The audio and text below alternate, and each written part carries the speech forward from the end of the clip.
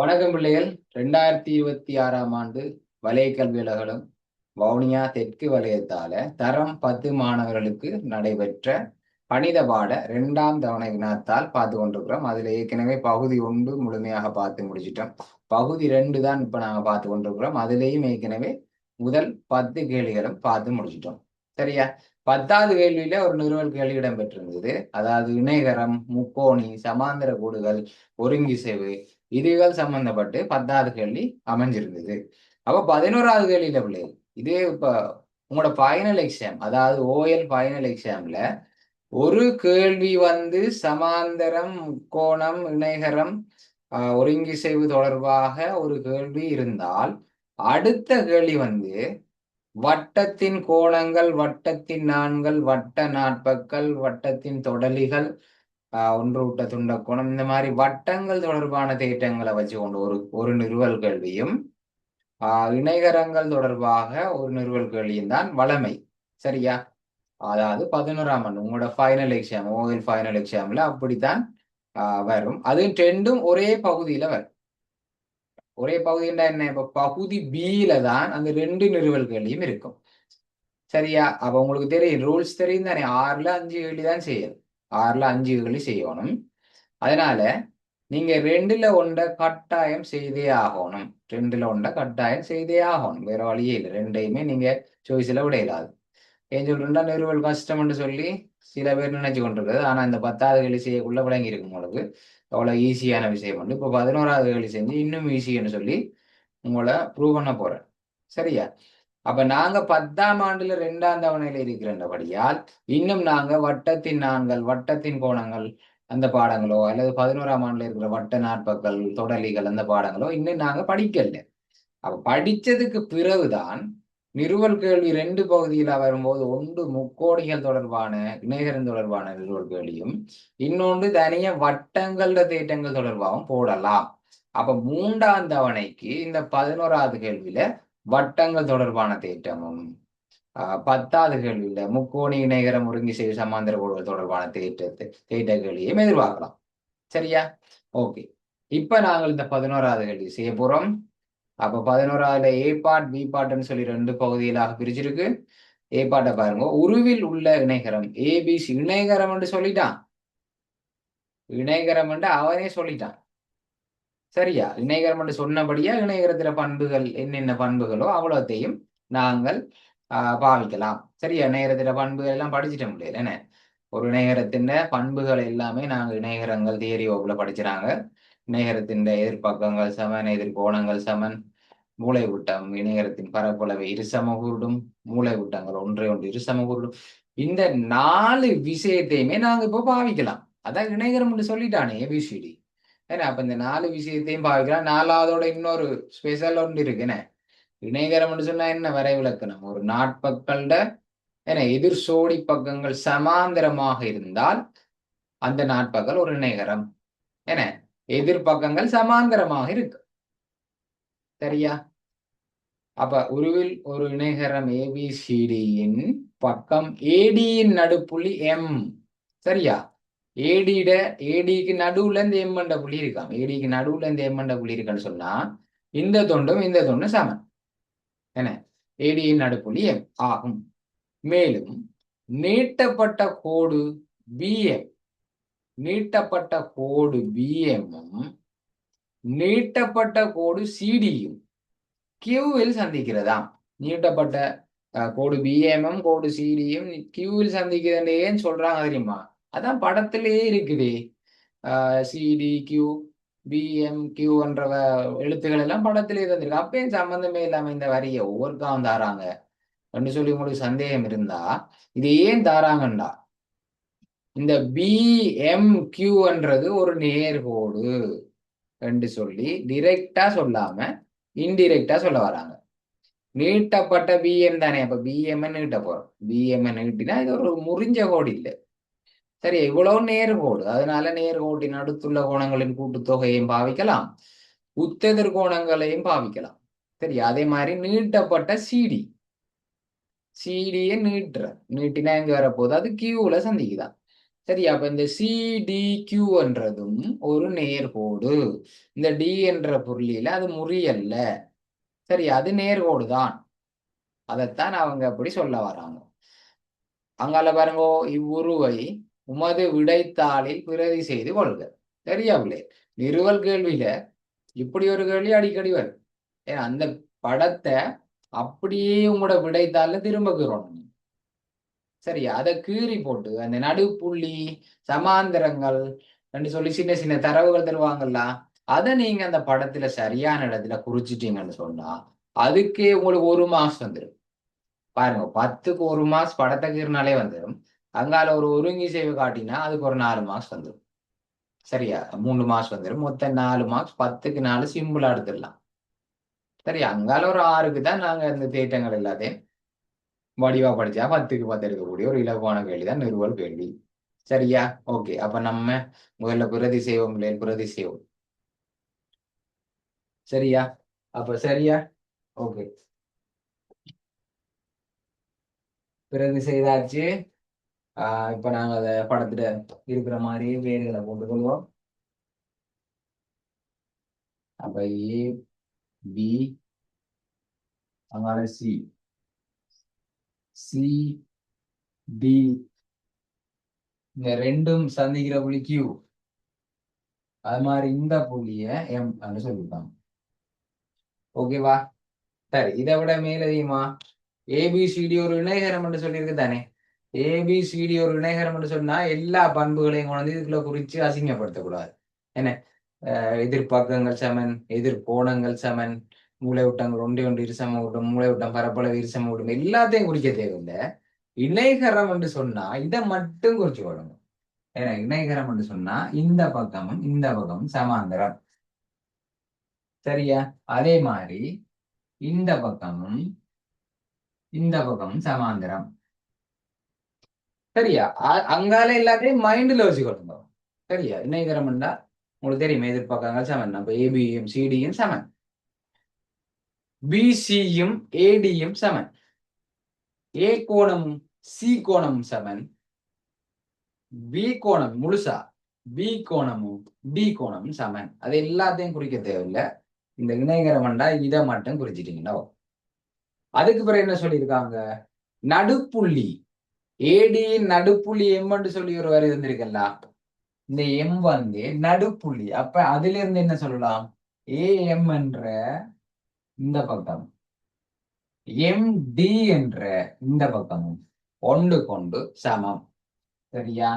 நடுப்புள்ளி என்று சொன்னபடியா அது ரெண்டையும் சமன் என்று எடுத்துக்கொள்ளலாம். ஓகே, அப்ப படத்தை குறிச்சாச்சா? படம் சரியா இருந்த 1 மார்க்ஸ் போட்டுக்கொள்ளுங்க. இதுல சமாந்தரம் குறிக்காட்டியும் பரவாயில்ல. இந்த படம் ஏபிசிடி எல்லாம் சரியா போட்டு இவர் சமன் இவர் என்று போட்டிருந்தா 1 மார்க்ஸ் போட்டுக்கொள்ளுங்க. சரியா? ஓகே, அடுத்தது அடுத்த கேள்விக்கு பாருங்க. இப்ப முதலாவது கேள்வி போவோம். இப்பதான் முதலாவது கேள்விக்கு வரோம். முதலாவது கேள்வி என்ன சொல்லியிருக்காங்க? முதலாவது கேள்வி, முக்கோணி QDM, முக்கோணி QDM முக்கோணி ABM. சரியா பிள்ளை? எங்க இருக்குன்னு தெரியுதா? முக்கோணி QDM இந்த இருக்கு, QDM இந்த முக்கோணம். அங்கால ABM இந்த முக்கோணம். சரியா? மேல ஒரு முக்கோணம் இருக்கு, இந்த 6 முக்கோணம் இருக்கு, இந்த 6 முக்கோணம் இருக்கு. இந்த 2 முக்கோணமும் ஒன்றோடு ஒன்று ஒருங்கி செய்யும் என காட்டுட்டான். சரியா? அப்ப உங்களுக்கு ஒருங்கி செய்யறதுக்கு 4 நிபந்தனைகள் தெரியும். ஒருங்கி செய்ய காட்டணும்னு சொன்னா மொத்தம் 4 நிபந்தனைகள் இருக்கு. அதுல எந்தெந்த நிபந்தனைகளை தட்டலாம், இதுல எது எது வரலாம், வரையலாம். உதாரணத்துக்கு செம்பக்கம் பக்கம், இதை வச்சு இதை ஒருங்கி செய்ய காட்ட முடியுமா? இல்ல சார். இல்ல. இல்ல. இந்த முக்கோணம் இதுல பாவிக்கலாம். செங்கோண முக்கோணத்துல மட்டும்தான் இந்த நிபந்தனையை பாவிக்கலாம். என்ன, செங்கோண முக்கோணத்துல மட்டும்தான் செம்பக்கம் இருக்கும். அப்ப செங்கோண முக்கோணி என்று சொல்லவே இல்லை, இதுல செங்கோணமே இல்லை. அப்ப இந்த நிபந்தனை சரி வராது. பக்கம் பக்கம் பக்கம், இந்த நிபந்தனை சரி வருமா? பக்கம் பக்கம் இல்ல. இல்ல. ஒரே ஒரு பக்கத்தை மட்டும்தான் சமன் என்று தந்திருக்காங்க. இந்த QD பத்தியோ ஏபியை பத்தியோ QM பத்தியோ MBயை பத்தியோ ஒன்றும் சொல்லவில்லை. அப்ப இந்த நிபந்தனையை வச்சு நாங்க ஒருங்கிசையை காட்ட முடியாது. சரியா? அடுத்தது ரெண்டு இருக்கு.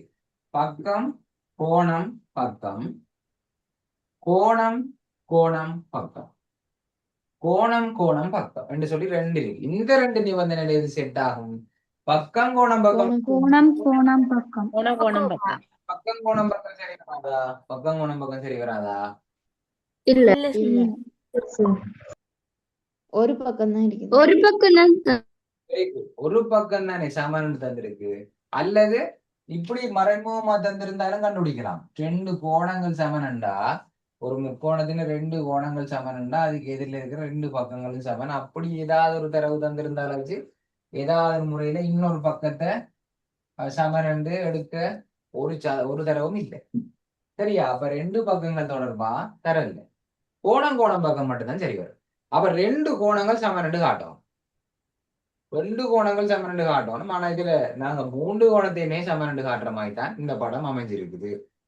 என்ன எந்தெந்த கோணங்கள் சமன்? ஒரு எழுத்துல சும்மா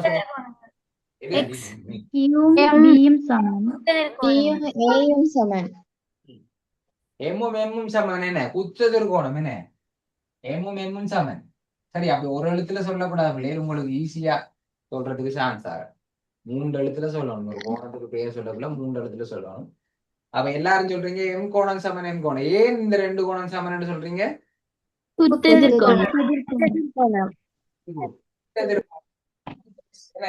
நான் சொல்லியிருக்கேன் உங்களுக்கு எஃப்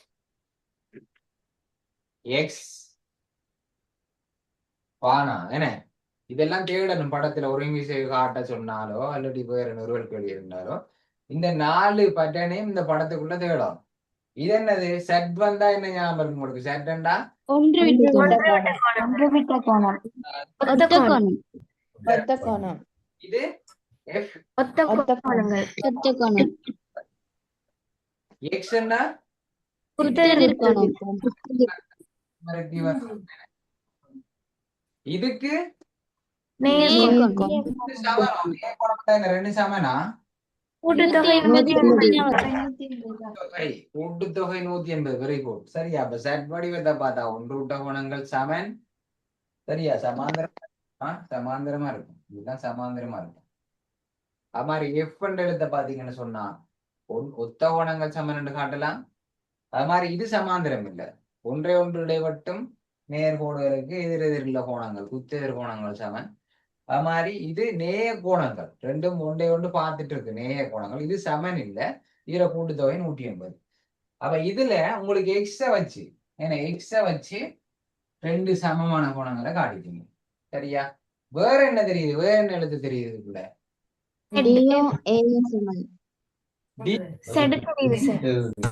கியூவும் பியும் சமன். அது இன்னொரு செட். இப்படி என்ன பிள்ளைங்க? QBA இந்த கோணமும் சரியா? அது மாதிரி DAB என்ற இந்த கோணமும் சமன். காரணம் இந்த இருக்கு சார், ஒன்று விட்டா கோணம். சரியா? அதே மாதிரி கியூவும் பியும் சமன். என்ன இந்த ஒரு செட் இருக்கு. இப்படி ஒரு செட் இருக்கு தானே. அப்ப இந்த கூறுக்குள்ள இருக்கிற கோணம் இந்த கூறுல கோணம் சமன். 1 2 3 1 2 3 மூன்று கோணமுமே சமன் காட்டிட்டோம். நமக்கு மூன்றே எழுத தேவையில்லை. கோப்பா ரெண்டு எழுதினா காணும். சரியா? அதே நேரம் இந்த பக்கம் என்ன பக்கமா இருக்கணும்?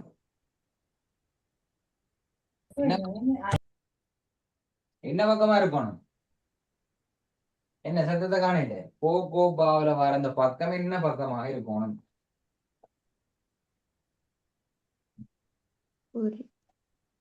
என்ன பக்கமா இருக்கணும்? நம்ம பக்கம் இல்ல, ஒத்த பக்கமாக இருக்கணும். ஒத்த பக்கமா இருக்கணும். கோப்பாவில வர அந்த பக்கம் ஒத்த பக்கமா இருக்கணும். சரி, அது என்ன ஒத்த பக்கம்? இங்க பாருங்க, இங்க நான் 3 கோடு போட்ட கோணத்துக்கு பக்கம் தான் அங்காலையும் சமனாக இருக்குதான்னு பார்ப்போம். என்ன 3 கோடு போட்ட கோணத்துக்கு எதிரில் இருக்கிறதா இங்காலையும் சமனா இருக்கு. விளங்கிச்சா? இப்ப இதுல இங்க இருக்காம இங்க இருந்திருந்தா இப்ப கோணம் கோணம் பக்கம் என்ற நிபந்தனையில இந்த ரெண்டு முக்கோணம் ஒருங்கி செய்து காட்டலாமா? இல்ல சரி காட்ட முடியாது. இல்ல ஏன் காட்ட ஒத்த முடியாது? பக்கம் இது ஒத்த பக்கம் இல்லையே. 3 கோடு போட்ட கோணத்துக்கு எதிரில் இருக்கிற பக்கம் தான் இஞ்சையும் சமனாரி கோணம். அப்ப இவர் ஒத்த பக்கம் ஆயிட்டுனா இப்ப ஒருங்கி சேர்ந்து காட்டல. அதே மாதிரிதான் பக்கம் கோணம் பக்கத்துல பக்கம் கோணம் பக்கம் என்ற நிபந்தனையில அந்த அந்த கோணம் என்ன கோணமா இருக்கணும்? அடைக்கோணம். அடை கோணமாக இருக்கணும். Very good. சரியா? ஓகே பிள்ளை. அப்ப ஒருங்கி செய்து காட்ட போறோம். QDM என்ன? அவன் சொன்ன பேரே அப்படியே பாவீங்களோ? அவன் சொன்ன பேரே பாவி. அப்ப இந்த 11வது செய்து கொண்டிருக்கிறோம். 11வதுகளில் ஏற்பாடு செய்து கொண்டிருக்கிறோம். ஏற்பாட்டுல முதலாவது செய்து கொண்டிருக்கிறோம். நம்பர் எல்லாம் போடணும் இல்லை, வடிவா போடணும் நம்பர். சரியா? திருத்திரவர் தேடி கண்டுபிடிக்கிற மாதிரி வைக்க கூடாது. இந்த கேள்விக்கு எந்த விடையும் முதல்ல கேள்வி நம்பர் போடாட்டியே அது பிள்ளை. அதை நினைவுல வச்சுக்கொள்ளுங்க. நம்பர் போடாமல் விடையில்லாது இந்த ரெண்டு முக்கோணத்தையும் பாருங்கோ நான் சொல்ல போறேன் என்று சொல்லி திருத்திரவர் விளங்கப்படுத்துறேன். சரியா? QDM ABM சரியா? அப்ப கோபா மூண்டையும் நான் கண்டுபிடிச்சிட்டுன்றதுக்காண்டி மூண்டையும் எழுதணும் எந்த அவசியம் இல்லை. ஏதாவது ரெண்டு எழுதுவோம். சரியா? இந்த டி எழுதுவோம். ஏன்னா இந்த டியும் இந்த ஏயும் சமம். அப்ப டிஎன் எழுதக்கூடாது. QDM சமன் இந்த முக்கோணத்துல MAB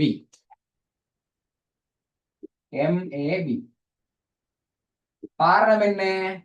என்ன காரணம்? ஒன்று விட்ட ஒன்று விட்ட கோணம். Very good. ஒன்று விட்ட கோணம். சரியா? அடுத்தது இவர் எழுதுவோம். என்ன? இந்த எம் இந்த ரெண்டு கோணத்தையும் எழுதுவோம். இவருக்கு பேர் என்ன? QMD. QMD-யும் சரியா? அவருக்கு சமமான கோணம் இவருக்கு என்ன பேர்? AMB.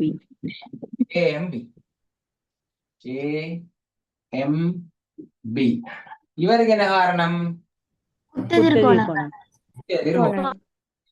குத்தெதிர்கோணம்.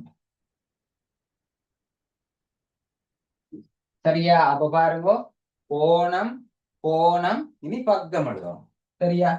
அப்ப என்னென்ன பக்கம் சமன்? டிஎம்மும் ஏஎம்மும் சமன். டிஎம்மும் ஏஎம்மும் சமன். அதுக்கு காரணம் என்ன? ஏடி நடுப்புள்ளி. Very good. தரவு என்று போடக்கூடாது. சரியா? தரவு என்று போடக்கூடாது. தரவு என்று சொன்னா கேள்வியில டிரெக்டா டிஎம்மும் ஏஎம்மும் சமன் சொல்லி இருக்கோம். டிரெக்டா தந்திருக்கா டிஎம்மும் ஏஎம் சமன்? இல்ல ஏடியின் நடுப்புள்ளி எம். அதை வச்சுதான் கண்டுபிடிச்சீங்க. இவர் நடுப்புள்ளியாக இருந்தா, இவர் நடுவுல இருந்தா இந்த துண்டும் சமன் நடுப்புள்ளி என்றதை வச்சுதான் கண்டுபிடிச்சீங்களே தவிர கேள்வியில டிரெக்டா டிஎம்எம் ஏஎம்எம் சமன் ஒரு வசனம் இல்லை. சரியா?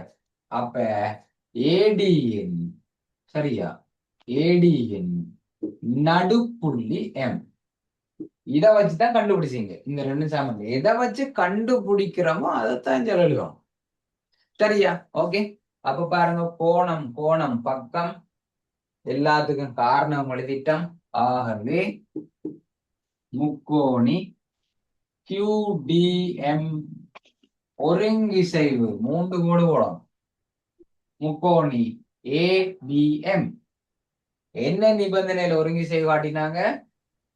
கோணம் பக்கம். கோணம் பக்கம். சரியா? ஒருங்கிசைவு முடிச்சு. சரியா? ஒரு பகுதி முடிஞ்சு. அப்ப இந்த பகுதிக்கு பிள்ளைகள் வளமையா இதுக்கு 3 புள்ளிகள் கொடுக்குறது. சரிதானே? வளமையா ஃபைனல் எக்ஸாம்ல இது 3 புள்ளிகள் வரும். சரியா? இது டேர்ம் எக்ஸாம் பேப்பர்ல நாங்க எங்க இஷ்டத்துக்கு போடலாம் தானே. அப்ப இதுக்கு 2 புள்ளிகள் போட்டுக்கணுங்களா? 2 புள்ளிகள் போட்டுக்கணும். சரியா? எல்லாம் இருக்கும். இந்த 4 இருக்கும். இந்த 4 இருக்கணும். 4க்கு 4 காரணம் இருக்கணும். சரியா? 4ல ஒரு காரணம் இல்லாட்டி மாஸ் கொடுக்காதீங்க. 1 கொடுக்கணும். சரியா? அப்பதான் உங்களுக்கு மறக்காது, காரணம் கட்டாயம் வரும். சரியா? ஓகே, அப்ப இதுக்கு 2 மார்க்ஸ் போட்டு கொடுங்க. படத்துக்கு 1 மார்க், இந்த கேள்விக்கு 2 மார்க்ஸ், மொத்தம் 3 வந்துட்டு. இப்ப அடுத்த கேள்வியை பார்ப்போம். அடுத்த கேள்வி என்ன சொல்றாங்க? ஏக்யூவையும் பிடியையும் தொடுத்து இணைக்கட்டாம். இணைத்து ஏபிடிக்யூ ஒரு இணைகரம் என காட்டுட்டான். ஏபிடிக்யூ பாருங்க, ஏக்யூவையும் சரியா, ஏக்யூவையும் பிடியையும் தொடுத்து ரெண்டையும் இணைக்கட்டான். இணைச்சா பாருங்க, ஒரு இணைகரம் வந்துட்டு புதுசா ஏபி டிக்யூ என்ன, ஏபிடிக்யூ என்ற புதுசா ஒரு நாட்பகல் ஒன்று வந்திருக்கு. சாரி, நாட்பகல் ஒன்று வந்திருக்கு. இந்த நாட்பகலை இணைகரம்னு காட்டட்டான். சரியா? அப்ப உங்களுக்கு தெரியும், நாட்பகலை இணைகரமா என்று காட்டுறதுக்கு நாங்கள் இணைகரங்கள் பகுதி 2 சொல்லி ஒரு பாடம் படிச்சுனாங்க. என்ன பகுதி 2 ஒரு பாடம் படிச்சுனாங்க. 4 தேட்டங்கள்ல படிச்சுனாங்க. மொத்தமாக 4 தேட்டங்கள் படிச்சுனாங்க ஒரு நாட்பகலை இணைகரம்னு காட்டுறதுக்கு. என்ன, ஒரு நாட்பகல்ட எதிர்பக்கங்கள் சமனெனின் அந்நாட்பகல் ஒரு இணைகரம். அதாவது முதலாவது பண்பை பாருங்கோ, இணைகரமா இருந்தா எதிர்பக்கங்கள் சமன், இணைகரமா இருந்தா எதிர்பக்கங்கள் சமன், எதிர்பக்கங்கள் சமனா இருந்தா அது ஒரு இணைகரம்.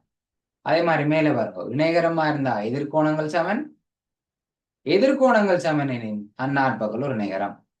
அதே மாதிரி இணைகரமா இருந்தா மூளை விட்டம் இணைகரத்தின் பரப்பளவு இரு சமகரிடும். ஆனா அதை வச்சு கொண்டு நாங்க மூளை விட்டம் பரப்பளவு இரு சமூகத்தை வச்சு கொண்டு அந்த நாட்பகலை இணைகரம் வந்து காட்ட முடியாது. அதே நேரம் பாருங்க, கடைசியா மூளை விட்டங்கள் ஒன்றை ஒன்று இரு சமூகம் இணைகரமாக இருந்தால் மூளை விட்டங்கள் ஒன்றை ஒன்று இரு சமூகம், மூளை விட்டங்கள் ஒன்றை ஒன்று இரு சமூகா அந்நாட்பகல் ஒரு இணைகரம். சரியா? 4வது ஒரு ஸ்பெஷல் ஐட்டம் ஒன்று இருக்கு பாருங்க, ஒரு நாட்பகலின் ஒரு சோடி எதிர்பக்கங்கள். இதுல பாருங்க எல்லாம் 2 சோடி, 2 சோடி எதிர்பக்கங்களும் சமன் காட்டினா தான் அது இணைகரம் காட்டலாம். இந்த போட்ல இருக்கிறாங்கல்ல, இதுல விட்டா அப்படித்தான். ஏன்னா போட் வகுப்புல சோக்கு இருக்கும், டீச்சர் இல்லாட்டி இருக்குவாங்க. அந்த மாதிரி இங்க ஒரு தம்பி இருக்கிறார். தம்பி இருக்கக்கூடாது, ஏன்னா பள்ளிக்கூடத்துலயும் இருக்கக்கூடாது. சரியா? இங்க கவனிங்க. சரியா? அப்ப பாருங்க, என்ன சொல்லிட்டு இருந்தா, இதுல எல்லாத்துலயுமே 2 சோடி எதிர்பக்கமும் சமனண்டு காட்டும், 2 சோடி எதிர்கோணங்களும் சமனண்டு காட்டும், 2 மூளை விட்டங்களுமே துண்டு துண்டா ஒன்றே ஒன்று இரு சமூகம்னு காட்டும். ஆனா இந்த கடைசியை பாருங்க, ஒரு சோடி எதிர்பக்கங்களை மட்டும் சமனும் காட்டணும், சமாந்திரமும் காட்டணும். சரியா? ஒரே சோடிய சமனாகவும் இருந்தா சமாந்திரம் இருந்தா அது ஒரு இணைகரம். ஓகேவா? ஓகே, பாருங்க, அப்ப 4 நிபந்தனை இருக்கு.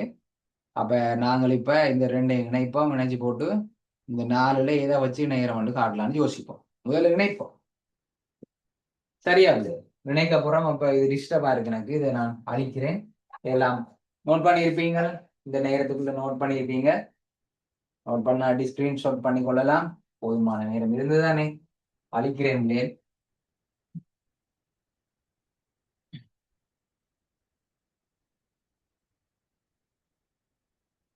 சரியா? அப்ப இணைப்போமா? இணைப்போம். என்ன இணைப்போம்? ஏக்யூ இணைக்கட்டாம், ஏக்யூ இணைக்கட்டாம். சரியா? ஏக்யூ இணைக்கட்டாம். அதே மாதிரி பிடி இணைக்கட்டாம், பிடி இணைக்கட்டாம், பிடி இணைக்கட்டாம்.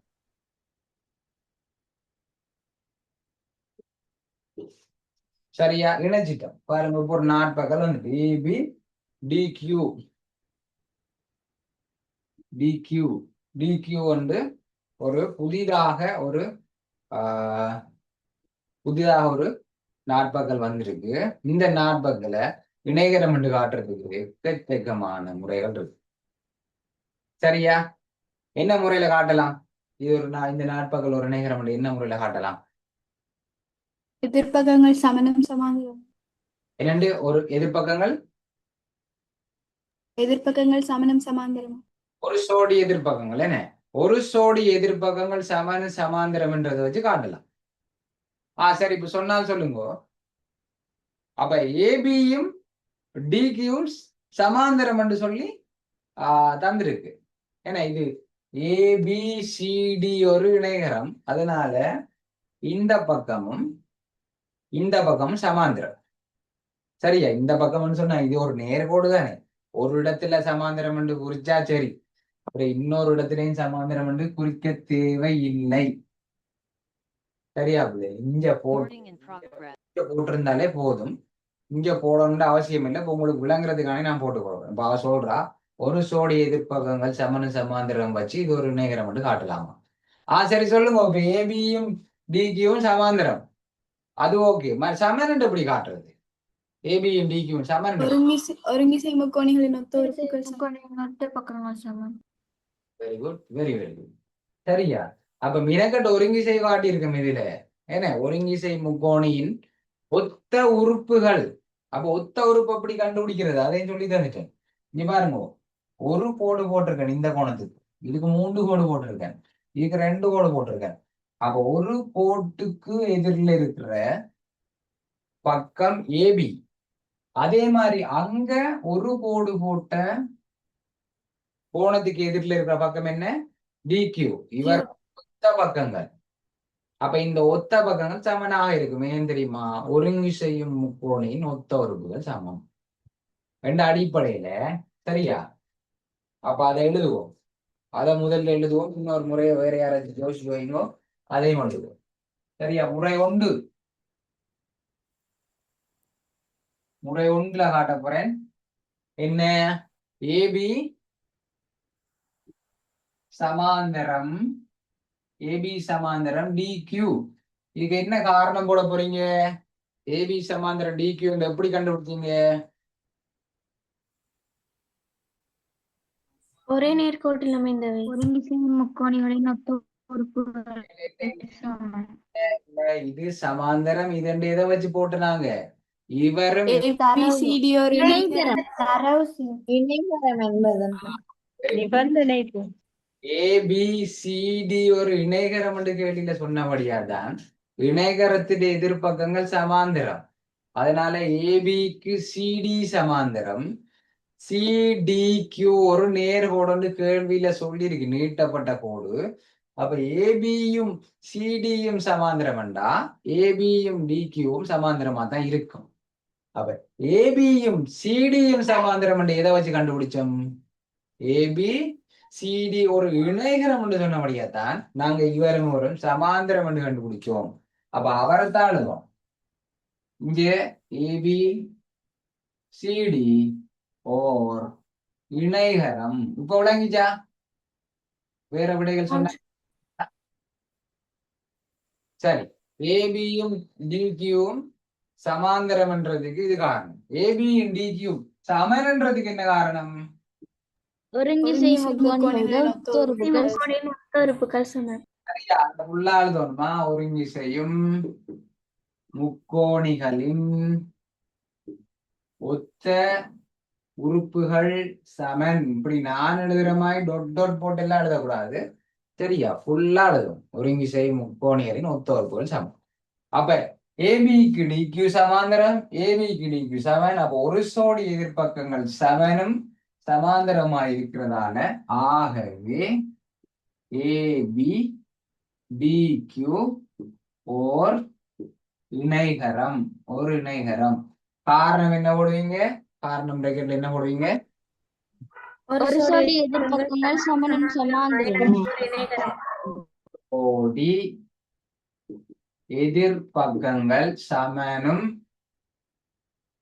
சமாந்தரமும் சமாந்தரமும் ஆயின் அந்நாட்பக்கள் ஒரு இணைகரம் என்று ஃபுல்லா எழுதுவீங்களா? அது ஃபுல்லா எழுதுவோம். சரியா? ஒரு சோடி எதிர்பக்கங்கள் சமனும் சமாந்தரமாயின் அந்நாட்பக்கள் ஒரு இணைகரம்.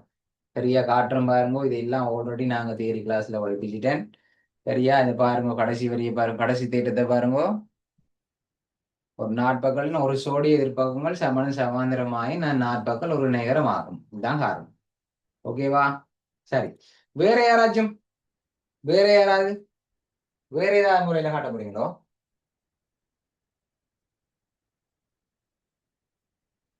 வேற யாராச்சும்?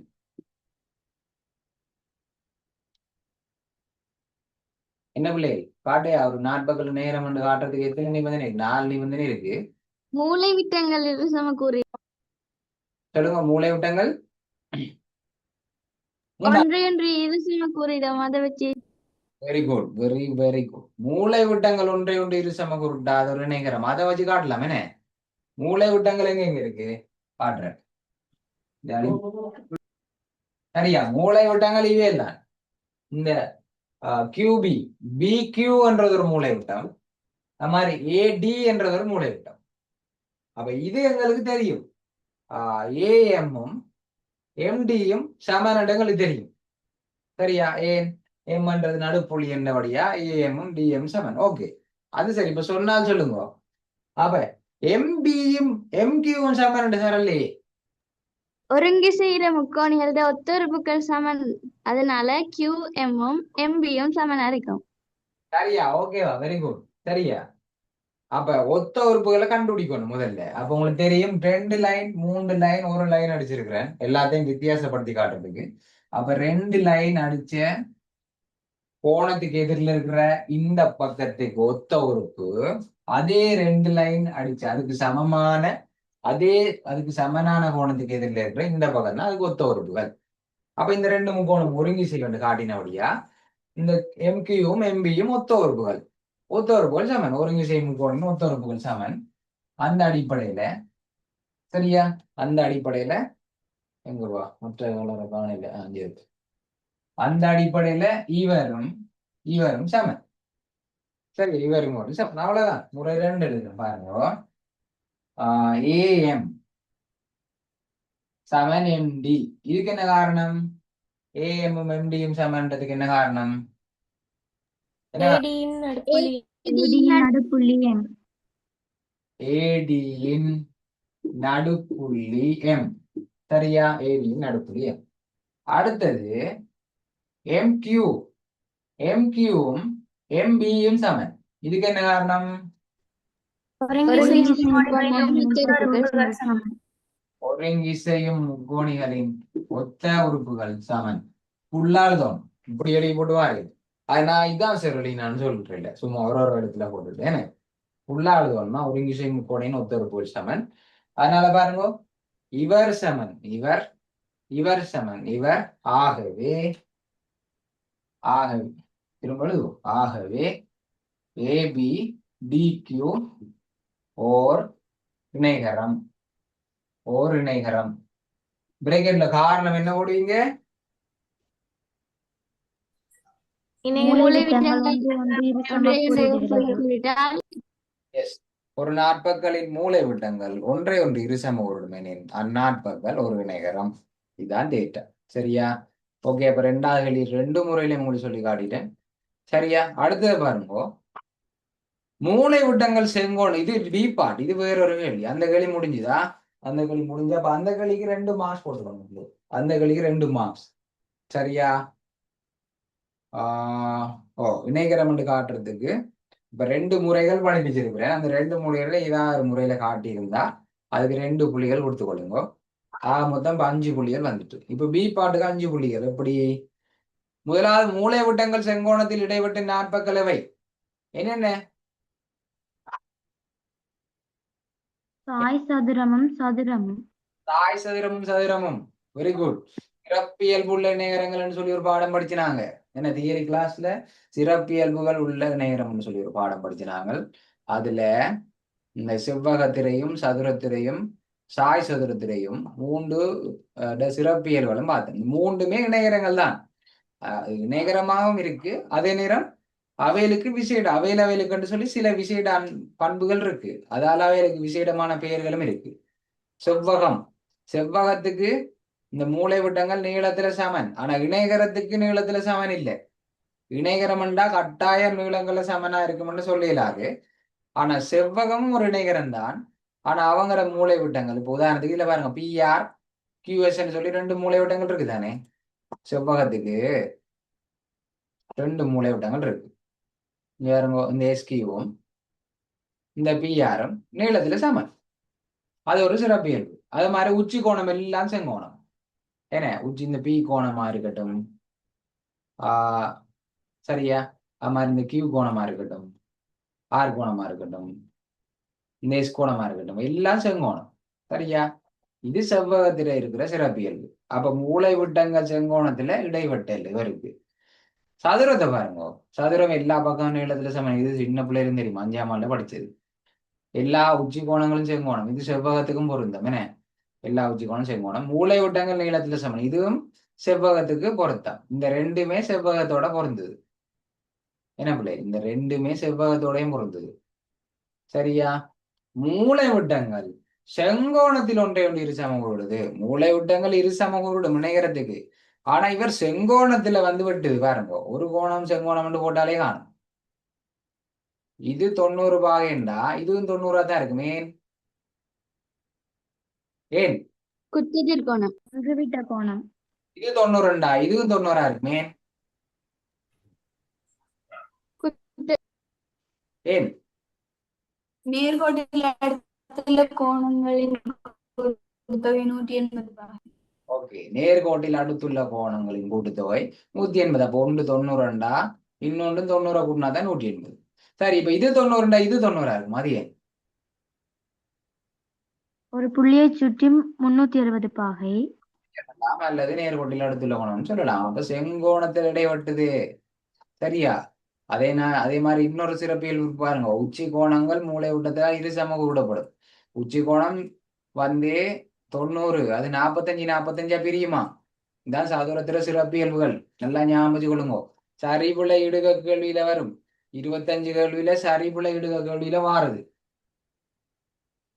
சாய் சதுரத்துக்கும் உச்சி கோணங்கள் செங்கோணத்தில் இடைவட்டும். சரியா? ஆனா உச்சி கோணங்கள்ல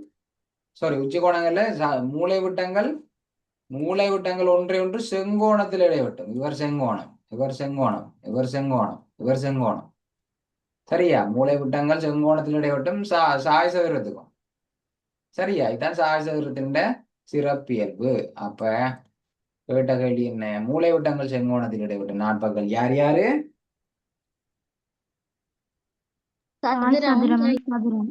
சதுரமும். சரியா? சதுரமும் செவ்வகம். சதுரமும் சாய் சதுரம்.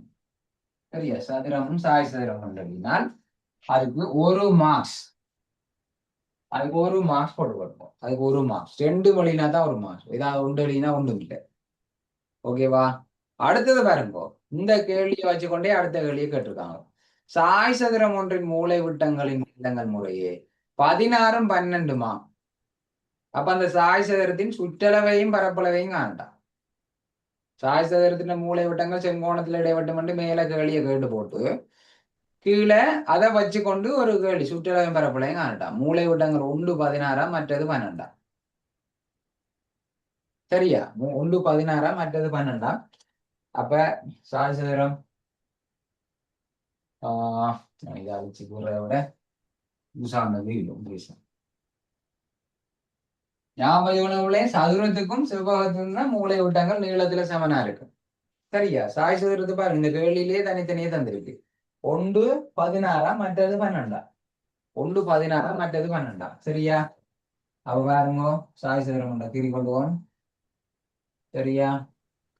சாய் சதுரம் உண்டா எல்லா நீளங்கள்ல சமம், எல்லா பக்கமும் நீளத்துல சமம். சதுரம் உண்டு பேர்ல இருக்குது.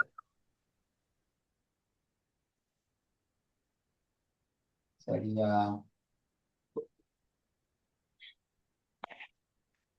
சரியா? சாய் சதுரம் மாதிரி இல்லை, ஆனா சாய் சதுரம்னு சொல்லுங்க. ஓகே, சரி. இப்ப இப்ப மூளை விட்டங்கள் இது 16 வச்சுக்கொள்வோம். சரியா? இது 16. அடுத்தது 12. இல்ல, இதுதான் 16. நீளம் கொஞ்சம் கூடவா கிடக்கு பாருங்க. ஒரு ரூலரை வச்சு கீற முடியல. சரிக்கா? இன்னொருக்கா வைக்க வேண்டியது. சரி, இது சரி வராது. ஆயுதத்தை கையாளுவோம். இப்போவே உங்களுக்கு விளங்கி இருக்கும் பாருங்க. ஒரு ரூலரை வச்சு நான் இந்த மூளை விட்டத்தை கீறிட்டேன். ஆனா அதே ரூலரை வச்சு எனக்கு இதை கீறக்கூடியமா இருந்ததா? இல்ல. இதுலயே உங்களுக்கு ஞாபகம் வாழ்க்கையில இதுலயே மறக்காது. இணைகரமா இருந்தா கட்டாயம் மூளை விட்டங்கள் சமனா இருக்கணும் எந்த அவசியமும் இல்லை. ஆனா செவ்வகத்துக்கும் சதுரத்துக்கும் மட்டும் மூளை விட்டங்கள் சமனாக இருக்கும். சரியா? ஓகே. சரி இப்ப பாருங்க, இது 16 வச்சுக்கொள்ளும். சரியா? இது 16 சொன்னா இந்த துண்டு எவ்வளவா இருக்கும், இந்த துண்டு எவ்வளவா இருக்கும்? 8 8 இது 8 இருக்கும். ஏன்?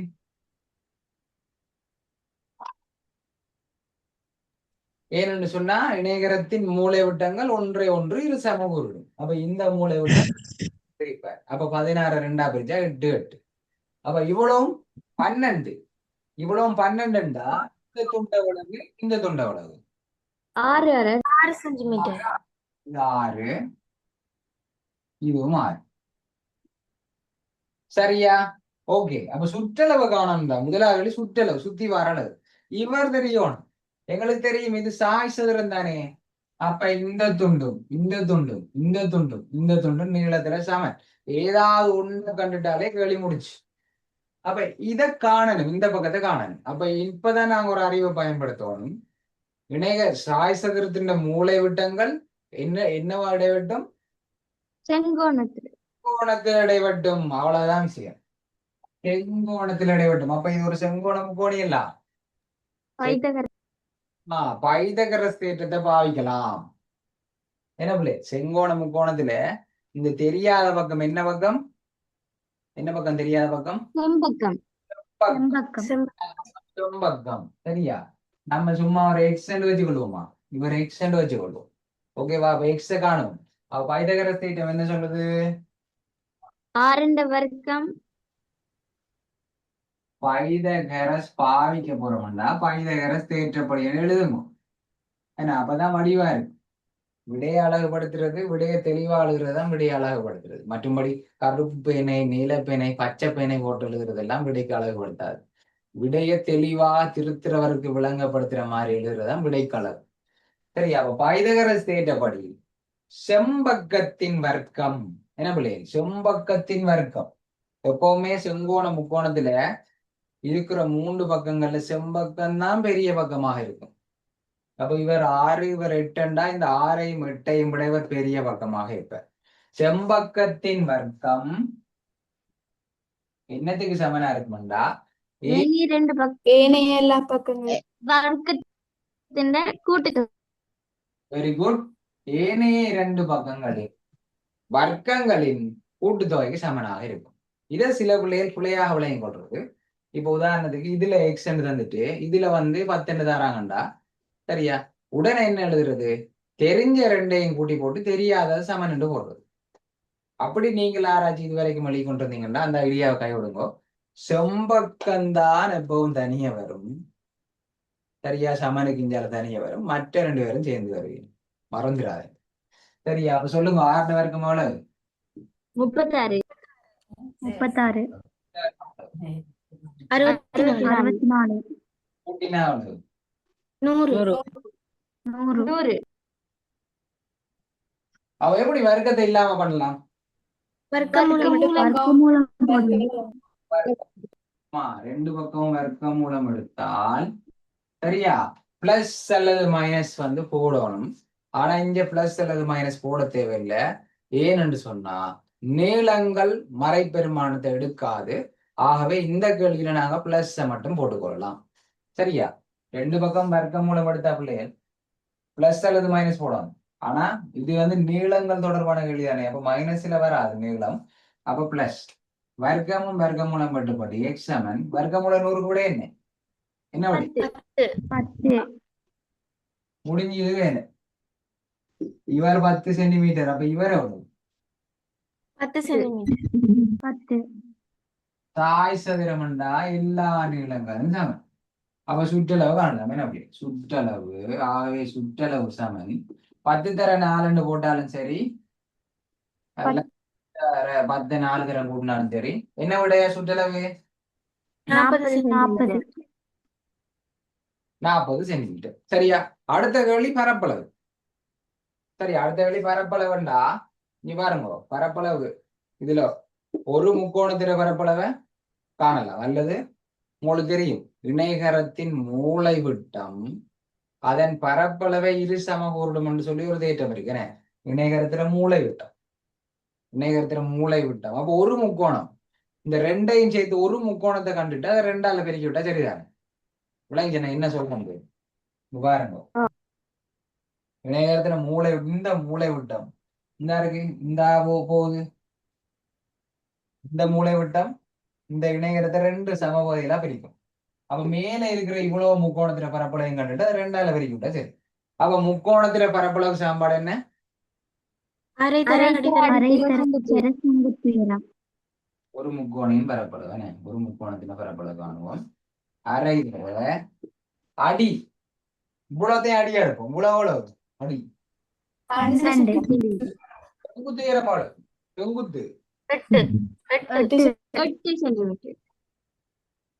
அப்ப 2ஆல 8 ஓட்டினா 4. அப்ப 12 தர 4 48 சென்டிமீட்டர். அதனால இவர் 48 இவர் எவ்வளவா இருப்பார்? 48. ஆகவே என்னது என்ன சமம்? சாய் சதுரம் என்ன? சாய் சதுரத்தின் பரப்பளவு சாய் சதுரத்தின் பரப்பளவு 48 தர 2 சமன் 96 சென்டிமீட்டர் வரும். சரியா? அப்ப இந்த கேள்விக்குள்ளே 4 மார்க்ஸ். எப்படி 4 மார்க்ஸ் கொடுக்க போறோம் தெரியுமா? முதல்ல 10 என்று கண்டுபிடிச்சதுக்கு ஒரு மார்க்ஸ் போட்டுருவோம். பகுதியர சேர்வு 10 என்று கண்டுபிடிச்சது. அப்புறம் சுற்றளவு 40 என்று கண்டுபிடிச்சதுக்கு ஒரு மார்க்ஸ் போட்டு கொடுங்க.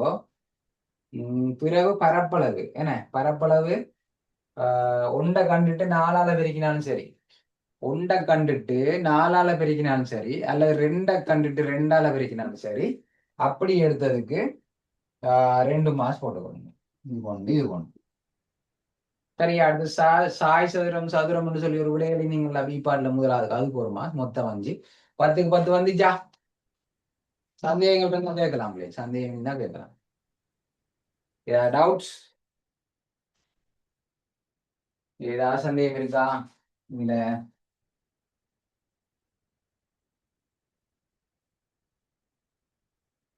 இல்ல சரி, ஓகே. 10க்கு 10 வழக்கம் போல.